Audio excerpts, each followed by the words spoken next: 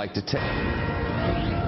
The light of the White House right here, right now, and as Shep pointed out, history in the making behind those doors. The guy who is president meeting with the two guys who want to be president together, trying to clean up what some are calling America's worst financial mess-up ever.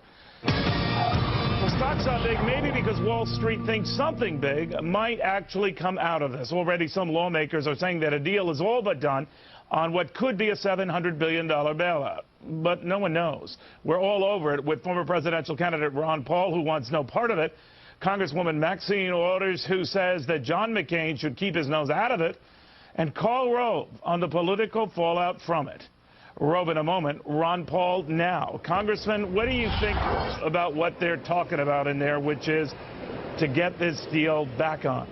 No, it's a matter of buying more votes. I know they're under the gun, and the people don't want it, so they're going to have a lot of explaining to do if they vote for this. And, you know, I've been listening to the news and watching the markets, and everybody's been optimistic that a deal will be struck. But I just came back from the floor, and my optimism, or my at least sentiment that it was going to be passed, has changed a bit. There's still a lot of people over there. I said, how are you going to explain your vote back at home? And they said, we don't know how. And there's politics involved. When you get, you know, 99% of the people in your district against it, and it's pretty hard for a politician to go against their district. All right, but nevertheless, the feeling seems to be that they're going to go back to their respective districts and say, look what we got for you. This is earlier today, Congressman, when Senator McCain arrived. We're also going to show when Senator Obama arrived. This is Senator Obama. It's about 15 minutes or so ago. And that if they can tell the folks who voted for him that, look, I put in provisions for you, right, will that sell? Oh, probably to a degree, and of course to me that's exactly the wrong thing. That just means the bill's worse. My problem with this place is they're spending money they don't have, and they're trying to bail out a system where we've overspent and overinflated. Now what do when they run into trouble? Well, we'll spend even more now. So they're buying votes by coming out, you know, we have welfare for the rich, so they have to throw in some welfare for the poor and do some other things in there. Who knows what will come of this, but rest assured we won't have a whole lot of time to study it. It'll probably pop up about an hour before the vote. But they're up to a lot of mischief. The American people and the taxpayer will not be protected by making the bill worse, by making a bigger appropriation. All right, talking to Congressman Ron Paul, the former presidential candidate, you're looking at this is the front of the West Wing in the White House. You just walk down that hallway at that door, and you're in the Oval Office, and not too far from there, the cabinet room, where we're told the presidential candidates are meeting at this hour with the President of the United States and the congressional leaders to hammer out an accord, or at least get on message that an accord is advisable. And that's where you differ, Congressman. You're saying this idea that you have to have an accord or a rescue. You argue with the need for a rescue in the first place, or at least the government doing the rescue, right?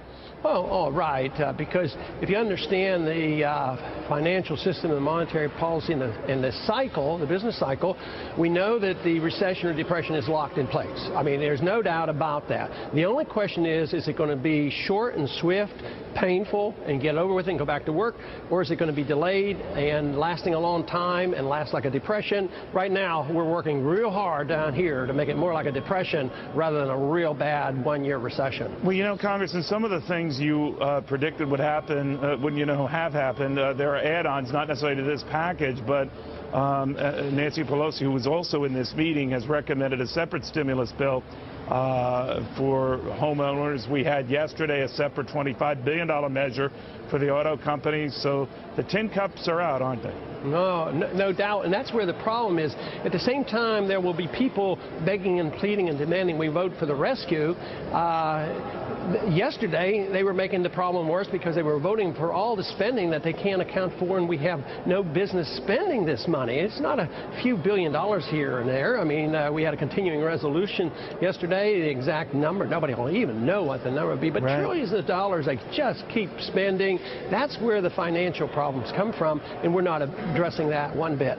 All right, now, what do you make of the little political theater here, Congressman, that had it, you know, John McCain came up, you know, to suspend his campaign, get cracking on a deal. All of a sudden, the Democrats, lo and behold, say they have come up with a deal.